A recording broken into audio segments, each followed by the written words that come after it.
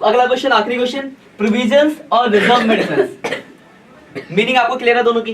Provision क्या था? ये चार्ज अगेंस्ट प्रॉफिट था, बनाते थे बिजनेस के जो नॉन लायबिलिटीज है जिसका अमाउंट आप डिटरमाइन नहीं कर सकते उसके लिए। और रिजर्व क्या था? रिजर्व एप्रोप्रिएशन ऑफ प्रॉफिट, मतलब प्रॉफिट का एक हिस्सा था। बनाते क्यों थे? तो बिजनेस की स्ट्रेंथ को बढ़ाने के लिए और अनसर्टेन, मतलब अचानक होने वाले लॉसेस को मीट कर, ये ना उसी पे सारी बातें टिकी है। अब बहुत जनरल है। पहला क्या है? पर्पस। तो पहला बेसिक नेचर क्या है? तो ये क्या है? चार्ज है, चार्ज अगेंस्ट प्रॉफिट। इससे प्रॉफिट क्या होता है? डिक्रीज होता है। एप्रोप्रिएशन ऑफ प्रॉफिट, इससे प्रॉफिट पे कोई भी इफेक्ट नहीं पड़ता, नो इफेक्ट ऑन प्रॉफिट। पहला पॉइंट में कोई दिक्कत जनरल है। अगला देखो पर्पस। पर्पस में क्या करना है? बस उनका वो बातें जो मीनिंग थी वो लिख देनी है। तो ये क्यों बनता था? प्रोविजन क्यों बनता था? नॉन लायबिलिटीज को मीट करने के लिए जिनका अमाउंट आप नहीं निकाल सकते। तो लिखा है it is created to meet specific liabilities और कंटीजेंसी, मतलब जो आपको पता होगा पर कितना होगा ये नहीं पता। जैसे provision for bad debts, provision for depreciation, provision for tax. और ये क्या था? बिजनेस की स्ट्रेंथ को बढ़ाना और अनसीन अनसर्टेन लायबिलिटीज को मीट करना। तो ये स्ट्रेंथ करना, बिजनेस की स्ट्रेंथ को बढ़ाना और सब मैंडेटरी पर्पस के लिए। इसमें आप वो भी ऐड कर सकते हो, अनसर्टेन लायबिलिटीज।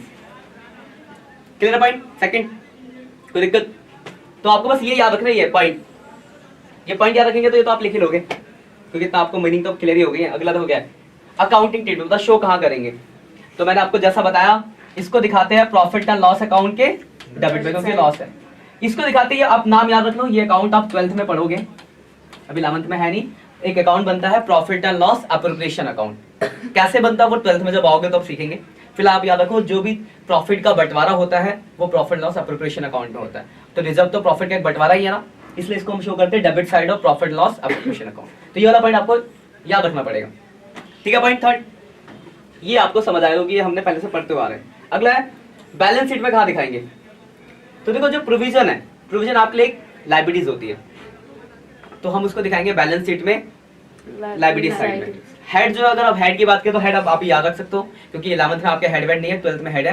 तो ये आपके जो होते हैं करंट लायबिलिटीज नाम के हेड होते हैं। करंट लायबिलिटीज आप जानते हो, तो प्रोविजंस को शो करते हैं बैलेंस शीट में करंट लायबिलिटीज नाम की हेडिंग में। एंड रिजर्व को जो शो करते हैं, रिजर्व प्रॉफिट का पार्ट होता है, एक हेड है शेयर होल्डर फंड के अंदर, रिजर्व एंड सरप्लस। तो इसको दिखाते हैं हम रिजर्व एंड सरप्लस में, कैपिटल के बाद लिखते हैं, ठीक है? ये पॉइंट याद रखने वाला है, क्योंकि हेड्स आपने अभी नहीं पढ़े, वो आपको 12th में पढ़ना है।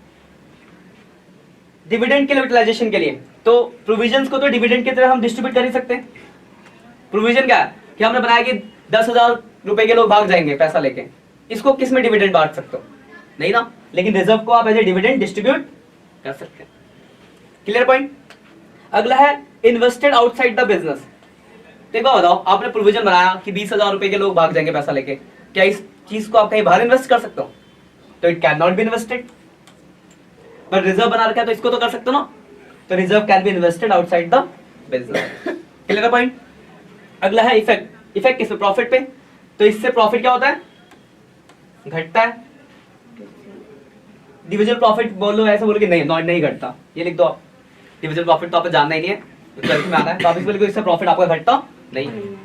तो अगर आप एक बार में याद रखो तो कितना पॉइंट? पहला नेचर क्या है? तो चार्ज अगेंस्ट प्रॉफिट है, ये क्या है? एप्रोप्रिएशन।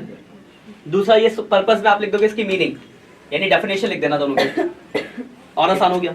उसके बाद अकाउंटिंग ट्रीटमेंट, तो ये पेनल में आता है, पेनल एप्रोप्रिएशन में आता है, 3 पॉइंट हो गए, और आसान 7 पॉइंट। डिविडेंड डिस्ट्रीब्यूशन, तो इसको आप डिविडेंड की तरह डिस्ट्रीब्यूट नहीं कर सकते, रिजर्व हो सकता है। इन्वेस्टमेंट, तो प्रोविजन का कोई इन्वेस्टमेंट नहीं हो सकता, रिजर्व का हो सकता है। 5 नंबर से ज्यादा थोड़ा आएगा, 3 नंबर में आएगा तो कोई भी 3 पॉइंट लिखने होंगे। Clear point? तो यही तक है आपका